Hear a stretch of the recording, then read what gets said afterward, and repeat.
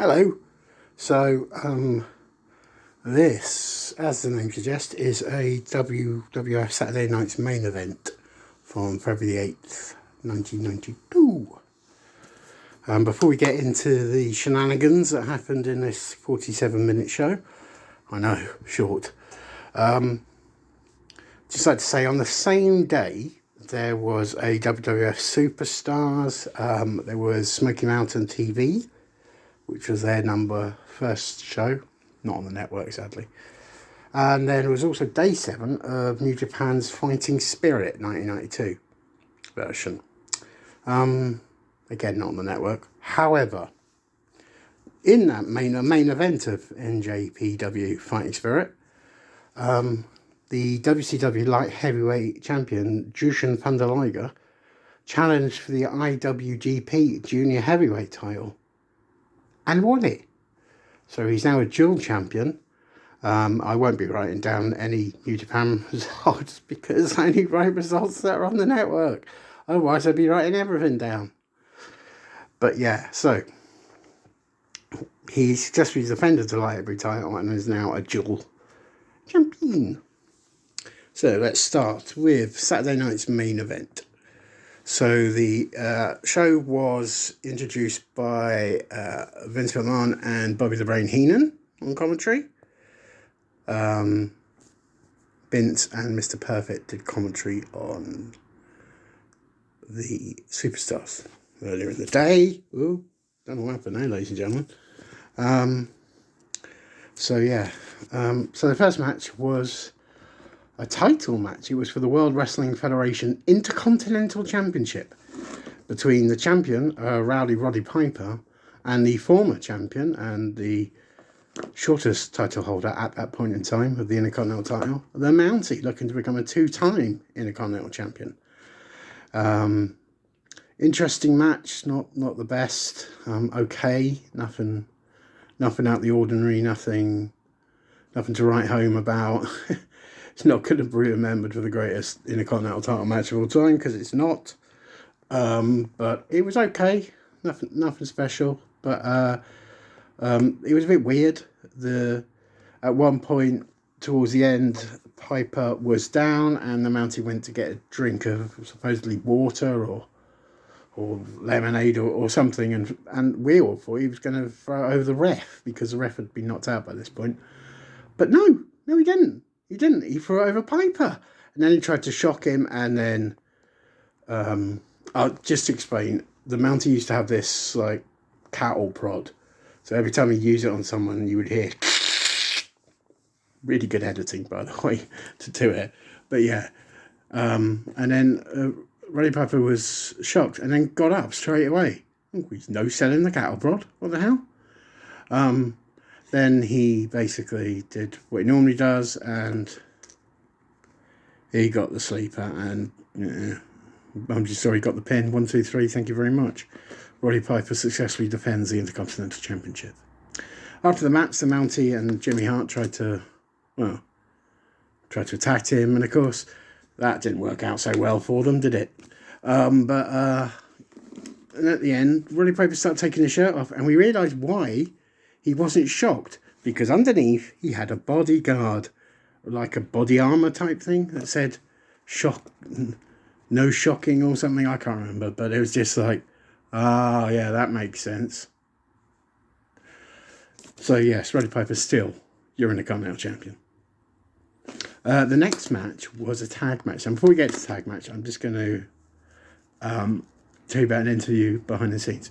So, in the lead up to this match, so this match was a tag match between The Undertaker and Ric Flair and Hulk Hogan and Sid Justice. So if you remember at the Royal Rumble, Sid Justice eliminated Hogan, and Hogan didn't like this, and then he pulled Sid out, and then obviously Flair won the title on the match. So I'm not sure how many days after, but days after the Rumble, Jack Tunney, the WWF president, announced that the number 1 contender would be one of 5 men at a press conference. The 5 men that were jockeying for position were Taker, Rowdy Roddy, Hogan, Justice, and the Macho Man Randy Savage. The winner would meet, or the chosen one would meet Ric Flair at WrestleMania 8 in Houston. And Jack Tunney, in his wisdom, decided that the number one contender would be Hulk Hogan. Now, Sid didn't take this very well, because Sid was sitting there standing up thinking it was going to be him. It wasn't him. And then he cut a promo basically on the cameraman, which is weird, and just said that he basically accused Tunney of bias, and that because he wasn't a movie star, then Hogan gets what he wants. So, Then he came out on Superstars and more or less apologised to Hulk Hogan by saying that, heat of the moment, I didn't mean it, I'm sorry, we'll be tag partners tonight. The match. Again, not a great match. Okay. This is more to do with what happened in the match than the actual match itself. It felt to me like Taker and Flair were just bystanders. They weren't really involved. I know it was a tag match and they were doing stuff, but it was more about Hogan and Justice.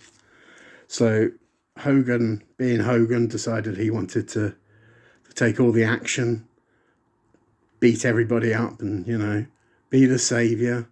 But then he was getting beaten up by Flair and Taker. And he was gonna get the tag, and Sid put his hand out. Sid put his hand out. He's gonna tag him. And then he jumped off the apron, effectively turning heel. So at that point, that was it, really, basically. And then Flair came in and basically hit Hogan over the head with something. Can't remember what. Might have been the title. Can't remember. And so Hogan and Justice won by DQ. And then Sid did an interview in the back where he said, "I am the master and the ruler of the world." He did that quite a lot, to be honest. Then Hogan retorted with his interview. He said, "Well, let me tell you something, Mean Gene. Sid Justice, he's not my friend. This man is friend." And Brutus Barber, Keith Cape was there, and he said, "He's my friend till the end. Then let me tell you something. It will be Hulk Hogan v Ric Flair at WrestleMania 8. Or will it? To be confirmed. The next match was basically weird. It was Jim Duggan, Sergeant Slaughter versus the Beverly Brothers, and I don't know why this was on the show. I think it's filler because it didn't really do anything. I don't think anybody knew the match was actually happening, so I don't think they mentioned it until it started. So Duggan and Slaughter won, the 3-point stance, blah blah blah blah blah blah. So there we go. I don't know if that means that Duggan and Slaughter would try and get in tag team title contention, but don't know what was happening in those days. And then the final match, the main event, was Jake the Snake Roberts against the Macho Man Randy Savage. Obviously, this comes back from just before Tuesday in Texas, where the King Cobra bit into Randy Savage's arm, and they showed a bit of it, and it's still to this day looks vile, but still brilliant TV. They had a match Tuesday in Texas, and then they went after each other at the Rumble. So this led to this match tonight, or last night when I watched it.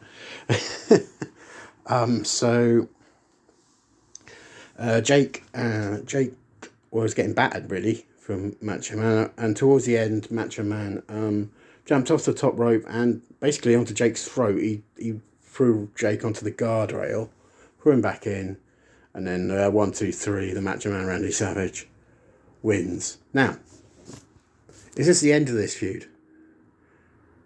You'd think so, wouldn't you? But no, because right at the end, Jake peered from the backstage curtains, turned to the camera and went, "This isn't over." What could that mean? So yeah, that was probably the best match on the card, to be honest. Which is slightly worrying, considering you had 6 former world champions in the other matches, and that was the best match. Overall, it was, it's better than the usual Superstars, better than the usual Challenge, but as a big event, wasn't really cutting it for me. It was okay, but it was okay. I'd give it a 6 out of 10. It wasn't the best thing I've seen, but it wasn't the worst either. So it was good. It was okay, as I say, pretty average. So that is where we leave it for this evening. So that was the review of Saturday Night's Main Event from February 8th, 1992. There wasn't many Saturday Night main events after that, to be honest. I think 92 was the last year until it randomly came back in 2005, 2006. So, yeah, it's not many left, to be honest. I think it originally started as like a Clash of the Champions, like WWF version, WCW's Clash of the Champions, but it was never on that level, to be honest. But yeah, there we are. So thank you for watching, thank you for listening, and who knows what will be happening very, very soon, coming to a review near you. But other than that, I thank you for your time, and see you ringside.